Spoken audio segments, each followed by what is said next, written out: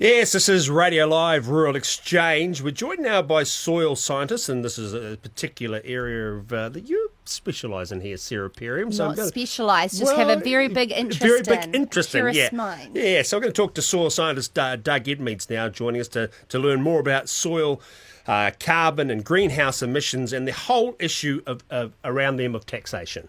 Yes, so I've got Doug Edmeades, well known in rural media circles, on the phone now. You've written a really great, you write a lot of opinion pieces, Doug, to be fair, but this latest one I really enjoyed because you basically broke it down into layman's terms, which a lot of our listeners have been asking for in that carbon cycle. So cows emit methane and then it is ingested back through the cow. Could you firstly just paint that picture around the short-lived gas and how it is consumed back into the soil? Okay. Methane, of course, is regarded as a greenhouse gas, and therefore people are interested in trying to capture the methane thing in the ETS. When you think of the animal produces from the rumen methane. And that methane goes into the atmosphere, and then it goes, and then it is converted over time from methane through to carbon dioxide. And then the carbon dioxide is subsequently used by the animal in the feed it eats. So the amount of methane carbon emitted as methane has got to be equivalent to the amount of carbon ingested in terms of dry matter. So in that sense, the animal is carbon neutral. They wouldn't like to hear that headline, would they? It's very inconvenient, Doug. Well, it is inconvenient. A lot of people have contacted me over this issue, and a lot of people have come to the same conclusion that I have. And so that's an interesting point, which needs to be sorted out, hopefully, when this Greenhouse Gas Commission thing sets up and they take some scientific opinion about these matters. So the animal is basically neutral in terms of methane.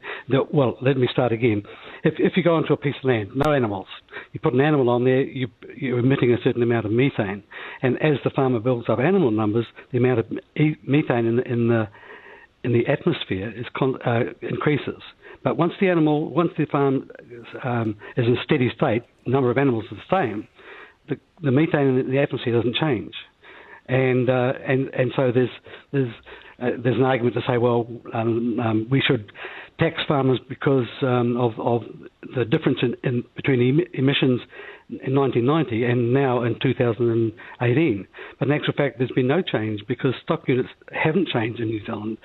So it's pointless to tax methane. It's just quite nonsensical. So reducing stock numbers in this country will not reduce emissions because we're still emitting the same amount of emissions in 1990 we are today. No, if you reduce stock numbers, you will reduce the total amount of methane in the atmosphere at any given time. And that's the likely scenario for New Zealand in the next 20, 30 years as the environmental pressures come on. Farmers will be looking at ways of reducing the number of animals and still getting the same production. But that will mean that methane emissions decline in time. Now, are they really going to untax that? In other words, give farmers a rebate if they do that? I don't think so. Yeah. So this is what the conversation is all coming down to, is the measurability of methane emissions. And what I'm really interested in is there any current tools where I can go on and punch in a calculator, I've got X amount of hectares of riparian planting and trees and forestry and the hectare size, and this is my stock unit numbers, and say at what point am I nearly already neutral or am neutral? Well, there's...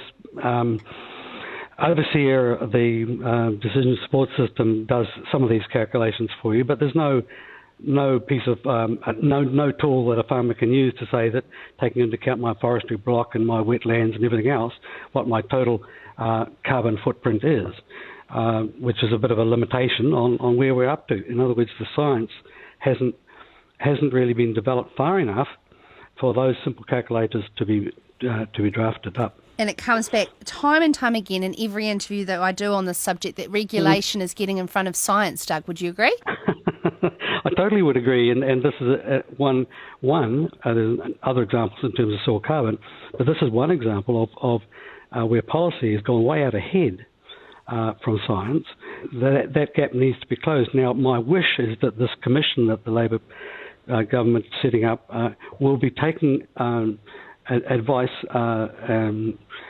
from the relevant scientists.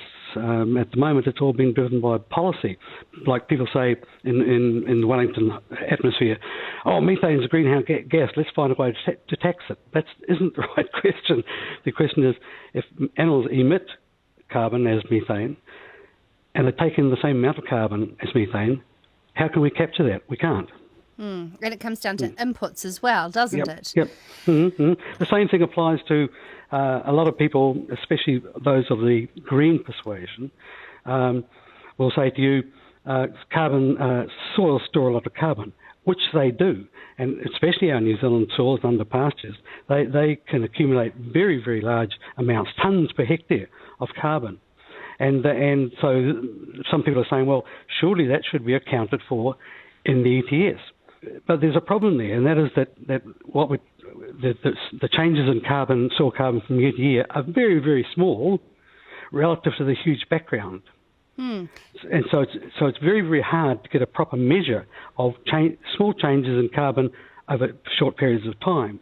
And the other problem is that what depth do you go to? Just the A horizon, the B horizon. So there are all sorts of problems in doing that. The fact of the matter is that most of our soils are now mature in the sense that we've been farming on them, using a legume-based pasture, building up organic matter in the soil, and that peaks after about 20 to 50 years. And no matter what you do there, from there on, then no further carbon can be added. So once again, there's no point in having carbon in the ETS because it's not measuring anything useful. Doug, what about the latest Land and Water report, which stated about the poor qualities of 40-50% of our soils with erosion and compaction? And there is a lot of pastures out there that are renewed on a really regular basis in 20 years, pouring on a lot more inputs. So, the ability to increase that inventory of soil. Well, I haven't yet read that report in full, but I'm a bit bemused because as we speak, I've got on my desk a set of data collected over the last 20, 30 years by Regional Council Waikato, specifically measuring soil quality indexes of the soil, covering both biological, chemical and physical attributes of the soil. And when you look at that data, you can't see any trends there that things are getting worse at all. And we're one of the very mostly intensely farmed areas in New Zealand. So I'm not sure about that report and the basis for the numbers. I'd have to go and have a look at it in more detail. But from what I see, we're in good shape in terms of the quality of our soils. If you want to go and see bad quality soils, hop across the ditch and go to Australia. They're bad quality soils because they're so ancient and old and weathered.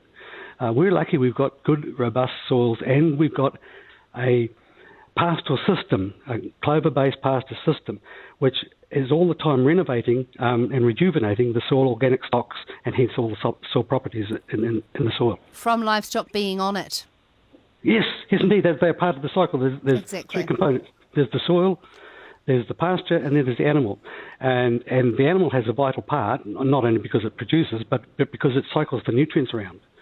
And so it's a very vital part of our whole system. I'm making the distinction between our pastoral system and cropping. Cropping is a very destructive form of agriculture. Stripping the nutrients off. Yep. And you can easily decrease soil physical properties by over cropping. And of course, civilization has known this for years. Of course, that's nothing new. So I don't go along with the general view that our soil quality is deteriorating. I don't think that's true at all. Okay, so lastly, Doug, you are in charge of the ETS, so to speak, and the commission, Climate Commission. Would you include riparian planting in the mix?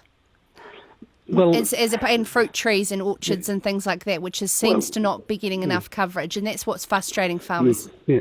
Well, let's break that down a bit. The reason for having riparian planting is not to do with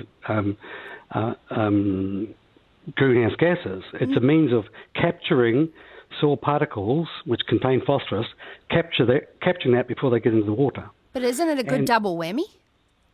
Yes, it is. And I think our landscape's going to change enormously in the next 20 years because it's not just those riparian plantings going in, but also all those areas where our forebears spent time digging them out. We're now going to make them put back into wetlands. And of course those wetlands trap nitrogen, convert it back to nitrogen gas, and also trap the phosphorus in the soil and the sediment. So that's wonderful. Wonderful. Thank you so much. I hope our listeners got a further education on that. And for this, as well as plenty more interviews we do on a weekly basis on Rural Exchange on the environmental and understanding it more in layman's terms, go to radiolive.co.nz/Rex. You are listening to Radio Live. Radio Live Rural Exchange.